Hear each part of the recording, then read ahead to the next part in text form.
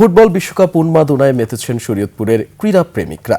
কোথায় কিভাবে খেলা দেখবেন তার বন্দোবস্ত করতে ব্যস্ত সময় পার করছেন সমর্থকরা।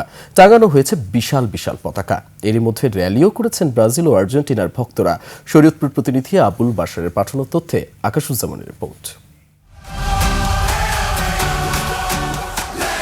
বিশ্বকাপ শুরু হতে বাকি মাত্র 4 দিন। এরই মধ্যে ফুটবল জ্বরে কাঁপতে শুরু করেছে পুরো বিশ্ব, বাদ যায়নি বাংলাদেশও।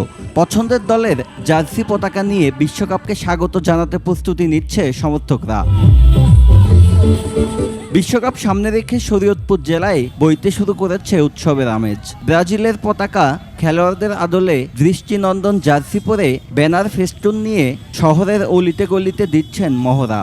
আমরা 7টি গোল যেমন খেয়েছি, আমরা 5 বার চ্যাম্পিয়নও হয়েছি। দুটি আমাদের অর্জন এবং দুটির জন্যই আমরা ব্রাজিলকে এত বেশি সাপোর্ট করি। আজকে কিন্তু আবার নতুন করে সেই ব্রাজিলের সমর্থকরা একত্রিত হয়েছি এবং সেখানে আমার ছেলেকেও নিয়ে এসেছি। কোথায় কিভাবে খেলা দেখবেন চলছে তারও বন্দোবস্ত। আগামী 10 বছরে যদি আমরা 1 টাকা বুঝিয়ে দিই তাও আমাদের 6 টাকা হবে, ঠিক আছে? তো দেখা যায় যে 6 টাকা কারো সাধ্য নাই যে আগামী 10 বছরের মধ্যে কেউ নিয়ে নিবে।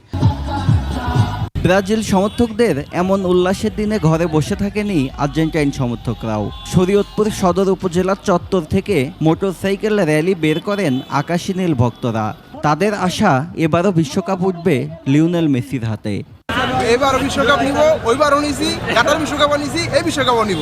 আর্জেন্টিনা মানেই মনে করো দেশে গতবারের যেই দুর্দান্ত পারফরমেন্স করেছিল ওইটার কপি পেস্ট করুক এবং আমাদের জয়ের ধারা অব্যাহত রেখে আমাদের আরও একটি কাপ উপহার দিক। প্রজন্ম ছড়িয়ে পড়ুক আর্জেন্টিনার উন্মাদনায়।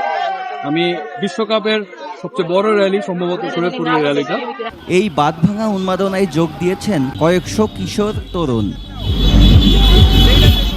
আকাশুজ্জামান, 21 টেলিভিশন।